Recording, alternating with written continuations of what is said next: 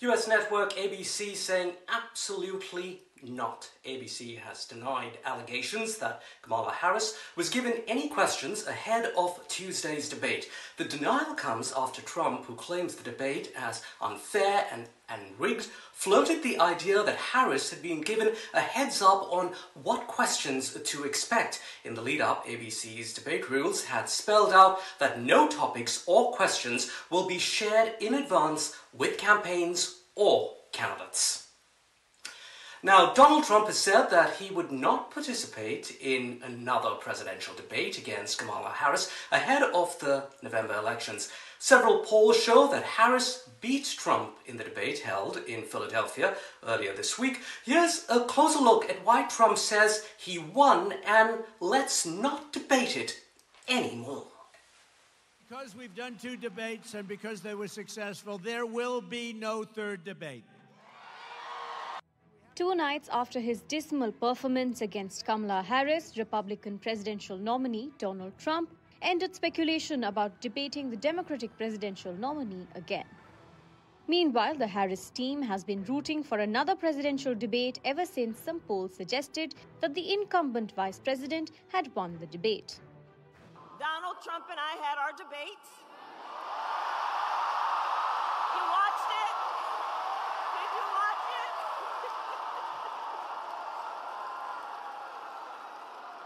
And look, I believe we owe it to have another debate. Right? We owe it to the voters. Reports say that some people in Trump's team are concerned about his performance, and that is why they don't want another debate, although Trump seems to be telling a different story.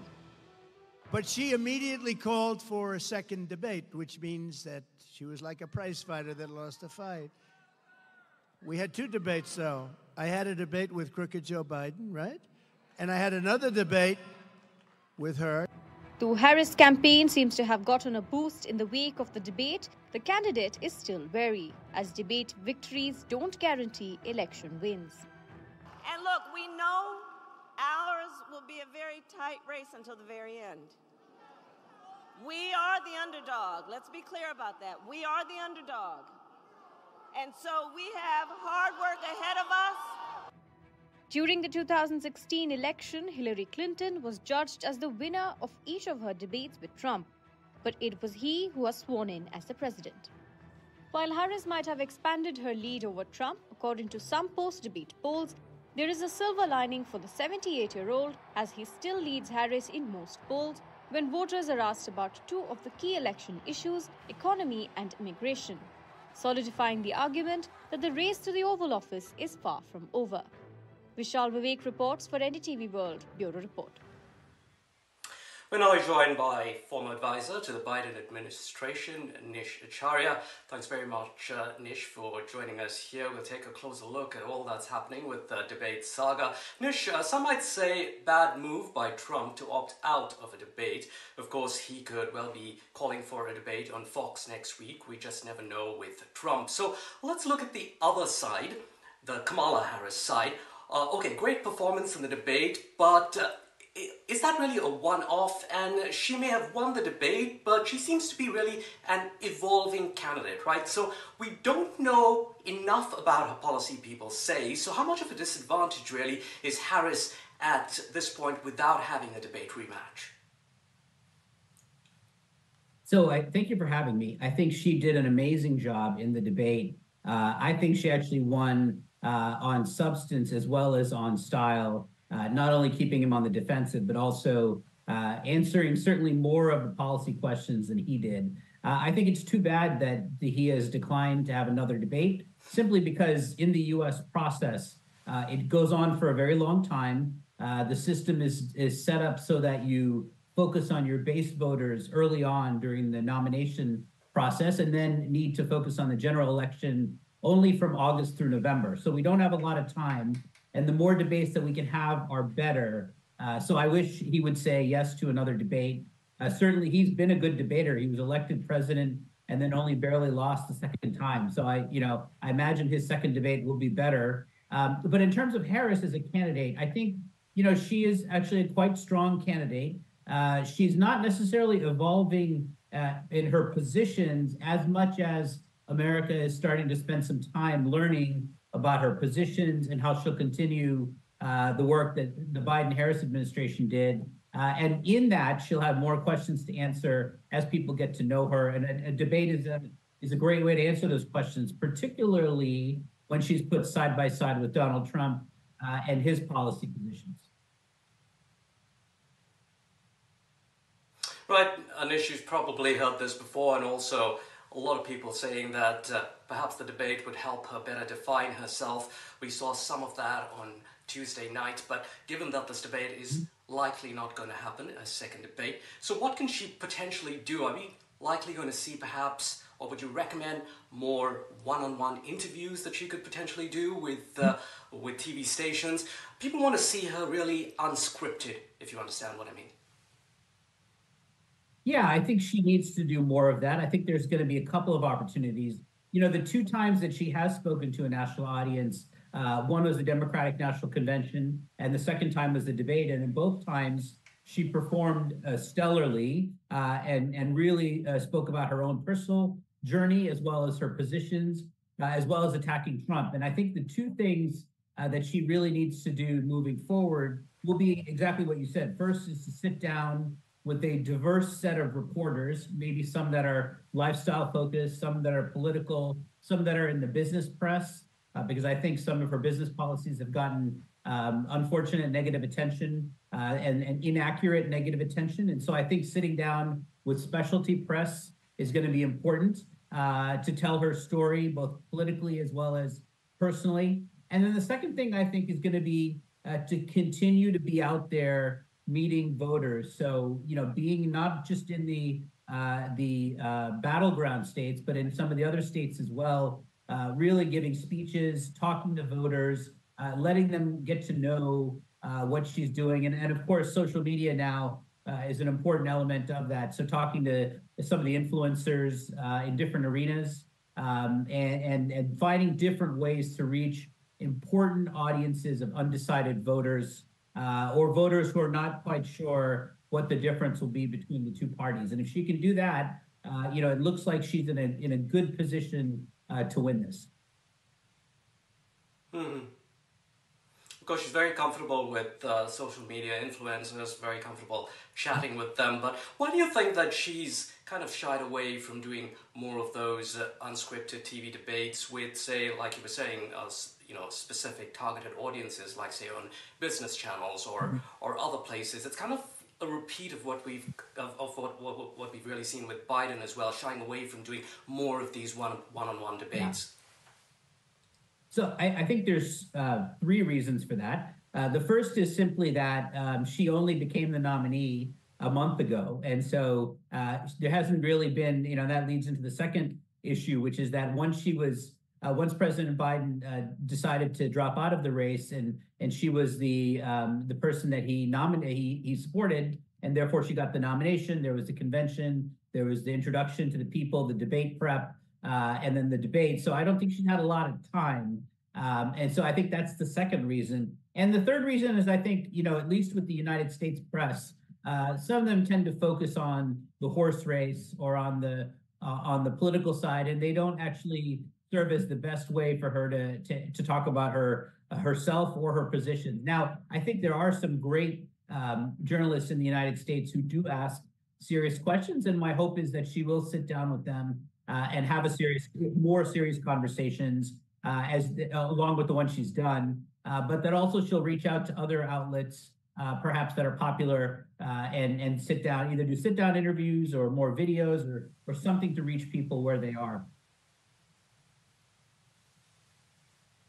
Okay, Nish, I'm going to ask you to take off your Democrat hat for a bit. So purely from a strategic perspective for Trump, you know, do you think the risk of another debate really outweighs the advantages? So best to put all of this negativity as far as the debate goes behind him as soon as possible. People's memories can be short-lived, as we know. We still have about 50 days till voting day. Any damage from the debate perhaps will be, you know, any fallout will be long forgotten. How politically sound is this move for Trump on refusing to debate again? So I think it's really unfortunate, even not from a non-perspective. As I mentioned in the beginning, under the U.S. system, we don't have a lot of opportunity. In India, there's the Prime Minister's question hour. There's other times when the parties debate. In the U.S. system, we don't have a lot of that with our leaders, and so I think it is always good the more debates that they do, particularly because the general election is only August through November, first week of November. You're talking about less than 3 months. So I think even for Trump, Trump is a known quantity. Most Americans either love him or hate him. But having said that, there is a undecided middle who's trying to decide if they want to go back to the Trump years and what they believe was the economic policies.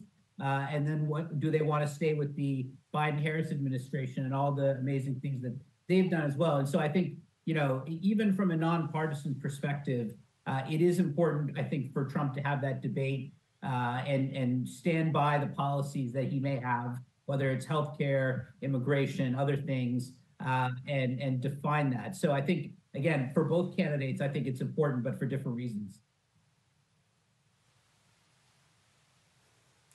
Nish, let's take a look at what Trump said about ABC being unfair and Harris getting questions in advance. Do you think that Trump has somewhat of a point there, if not going to the extent of Harris getting the questions in advance, but just by how the moderators handled the fact-checking perhaps? How fair do you think were the ABC hosts on debate night towards Trump? Yeah, I think they were completely fair. I don't buy that argument. There's been a saying going on around TV, which is, a basketball analogy, which is don't blame the referee if you're not making your jump shots. And certainly Trump did not perform well and did not answer the questions. And so now they're trying to blame the moderators. I think the moderators actually, they did follow up with Kamala Harris as well about some of her questions, and just as much as they did with Trump. Trump did not answer the questions about what his border plan would be. He did not answer how he would end the war in Ukraine or end the war in Gaza. And so I think the idea that they were somehow tougher on him is just not true. He didn't answer questions any more or less than Kamala Harris did. And certainly I think the last I saw was that Trump got 5 more minutes of speaking time than Harris did. So this idea that the moderators favored Harris is, I think, reflective of the poor results for Trump of the debate, not of any real assessment of the moderators. Talking about lies and misleading claims, let's take a quick look at some of what Harris said in the debate this week. Harris said that I made it very clear in 2020 I will not ban fracking, but if you go back really to 2020, she in fact did not say that. She never explicitly stated her position.